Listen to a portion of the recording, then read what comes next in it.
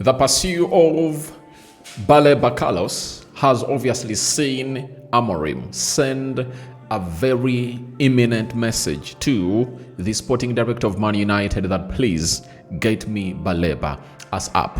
Welcome to the United Matters channel. How are you guys and where you're watching us from? Third video of the day, and hope you guys are really having fun wherever you are. Smash the like button, comment and share. If at all you're watching us for the very first time, please continue to subscribe. And we are talking about Benjamin Sesko, Harry Amaz. I talked about him last time as Sheffield Wednesday was the only team that was going to obviously raise up his hand or their hand to obviously sign him or none. Other teams have gone ahead to join the rest, and I think this shows you how much the talent of this young lad is hugely appreciated. This is Rokan David onto the United Matters channel, and let's get into this Baleba story. I know a lot of things have gone ahead to be happening at Man United, and Baleba has been the hot topic as we speak right now. Everyone at Man United got to know about this deal, and now it's in the news that United want to sign Baleba and Brighton want to make it hard for the signature of Baleba. And guess what? Jacobs Ben has told us that Ruben Amorim is telling Wilcox, Jason and Vivel to go and bid now for Carlos Baleba to show a sign of ambition. Get me a ball winner, find me an athlete in the mid of the park. Now, I think this is where we got it wrong in the summer transfer window. When I was explaining all about this, people were like, Rokani, you're really having an agenda over Mbeumo and Benjamin Sesko. My mind was telling me, after getting in the first creative midfielder in the terms of Cunha, we would have gone ahead to really get in a central defensive midfielder, as Amorim labels him, a ball winner and a workaholic, and an athletic midfielder who really runs a lot and covers a huge distance. You understand? Now, all these deals, that United went ahead to do first before getting a midfielder were good. But the best deal was Baleba after signing Matthias Cunha. You are going to witness this on Sunday when Man United will be playing a team known as Arsenal. You are going to see how lightweight our midfield is going to be. Arsenal is going to come up and bossy us in that midfield. I tell you, they'll come and bossy us in that midfield. Do you know why? Because they have a very good midfield, and the midfield of Man United lacks certain qualities that Amorim is looking for in Baleba. Now, this is where you're obviously going to get to know that I was right that for Man United, after signing Matthias Cunha, they would have aimed to go in and sign a player known as a CDM in Baleba. Imagine if we got the deal of Cunha done and we went in for Baleba, go ahead and really get him before we went to the preseason, integrate Baleba into the team of Man United, in the preseason, and as we play against a team known as Arsenal, Baleba representing to the fullest. Do you know what that would have gone ahead to mean at the club of Man United? It would have gone ahead to obviously lay a very good foundation for our season. But I don't think that we are getting Baleba at the end of this week. More probably next weekend. That's when we'll obviously get Baleba done and dusted. But remember, we will play close to 3, 4, 5 games before Baleba gets into that team. And suiting into that team is obviously going to be hard for him because he's coming into a team that has very many players who play in that position and have big names. Talking about Casemiro, talking about Manuel Ugarte. Does Baleba has that attitude? That mantra of really saying, however much you are Casemiro, you can't match my talent. I'm really far much better than you, and I'm here to take it all. Even if the manager says, I'm going to throw him in direct into the starting 11, such that he obviously bonds well with his fellow players in the midfield, won't he exert to the pressure or succumb to the pressure of Casemiro and Manuel Ugarte being on the bench? You understand? So this is where everything is not moving on as planned for the club of Man United. If we had gone ahead to obviously get in a CDM after Cunha, I think these other deals of Mbeumo and Sesko would have gone ahead, obviously, get done and dusted, and we'll all be happy in there. But Amorim is directing him to do that, yet this is what he would have gone ahead to do after Cunha came in. He would have gone to tell them, however much we want Mbeumo, he's willing to come to us, let's get in a CDM, right? Because the money we are using to get in Baleba would have been available. And you know how long we took to get the deal of Brian Mbeumo out of the way, you know? So it shows you that certain things were chosen to appear like that from Man United, but in the long run, they've gone ahead to affect us as with the people who really support Man United, because the midfield is where magic happens. Sir Alex Ferguson's quote that is really very famous. He always said, games of football are won and lost in the midfield. If you remember, most of the time that this team of Man United has gone ahead to suffer a lot, it's because of our lack of quality in the midfield. You remember when Roy Keane left the club of Man United, we suffered a lot, you know? You remember Alan Smith playing the CDM area, Quinton Fortune playing the CDM area, O'Shea playing the CDM area. When all those failed, guess what the manager did? He went ahead to bring Rio Ferdinand from the central defense and played him as a CDM. You understand? And all those seasons were really struggling as a club of Man United. And guess what happened?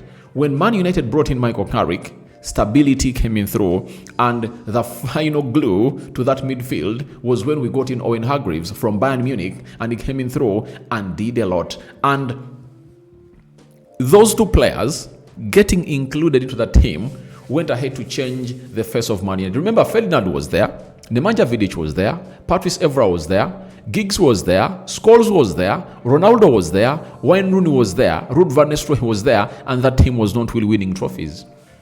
You understand? Why is it that when Michael Carrick came in through and Owen Hargreaves, we went ahead to win a Premier League? 2006, 2007. 2007, 2008, 2008, 2009. 3 consecutive seasons, we are lifting the Premier League. And in the season of 2007, 2008, Man United went ahead to lift the Champions League. Do you know why all that happened? When we went ahead to bring in a CDM. All 2 prolific CDMs, Michael Carrick and Owen Hargreaves, you know? So, the midfield is the most important area of the pitch. We've gone ahead to see teams not having good defenders, not having good forwards, but if at all your midfield is really very good, it makes everyone around you look good. Because most of the teams that really play through the midfield, you know, they are really deadly. That's why when we had Carrick and Owen Hargreaves, you saw to it that Ronaldo, Wayne Rooney, Carlos Tevez, all those, Babatov, Louis Saha, they went on ahead to have their best seasons because they're being released in there. So that's why the manager really needs it. But I think this is an alarm that has gone ahead to come in late. You know, I think this alarm would have gone ahead to come in earlier. You know, earlier, even before we went into the preseason, when he had gone ahead to sign Matthias Cunha as a club of Manchester United. So that is it for the manager known as Ruben Amorim alarming for a player known as Baleba. Now, Simon Stone, correspondent of BBC for Manchester United, or Man United correspondent for the BBC, has told us that I'm not getting the impression Brighton's stance on midfielder Carlos Baleba is weakening. Brighton have been keen to stress they have no desire or interest in selling Baleba, whose contract runs to 2028. They are sticking to their mantra. Now, for me, when I hear that from Brighton, I know what Brighton really needs. Brighton just needs £100+ million for Baleba. That is it. They don't need anything else. They need £100+ million for Baleba. And there is a video I'm planning obviously coming and really do, informing you the new price tag they've gone ahead to put onto Baleba. You understand? They are showing Man United that the player you want is not up for sale. If you want to sell, or if you want to buy this player from us, then you have to really dance to our tunes. That's why they're really doing that. But I think Brighton has always gone ahead to do this, but it also works in favor of Baleba. If United are willing to spend £100 million on you, then you should obviously see yourself get your salary increased if at all you stay at Brighton. You understand? So let's wait and see how that pans out. But I also think that the side of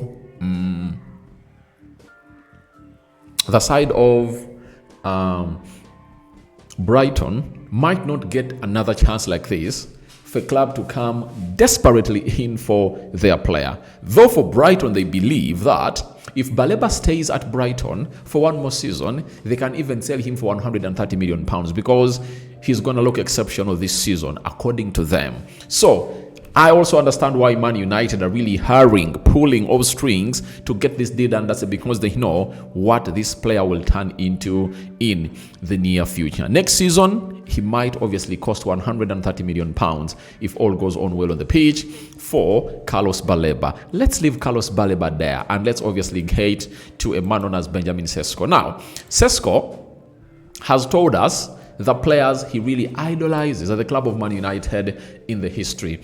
And guess what? The first person he has obviously gone ahead to talk about is none other than Zlatan Ibrahimovic. Has been my role model since I've been small. I've been watching him like every single YouTube video that I can find because he's just amazing for me, you know. Now, when you look at the structure of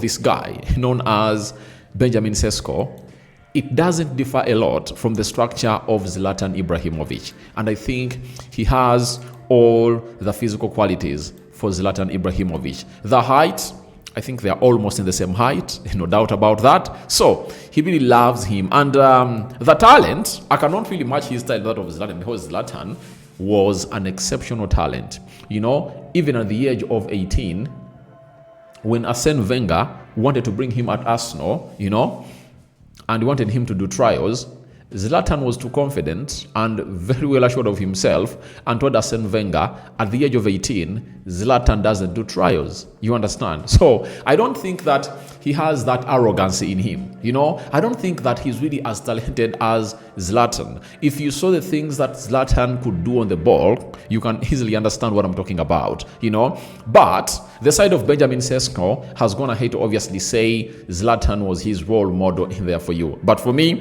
the structure, I think, is the same. But talent-wise, we are waiting to see whether he can match the talent of Zlatan. Because at the age of 18 to 22 years, where Sesko is, Zlatan had done lots of things. Played, I think, for PSV. Was it PSV or Ajax? One of those two teams.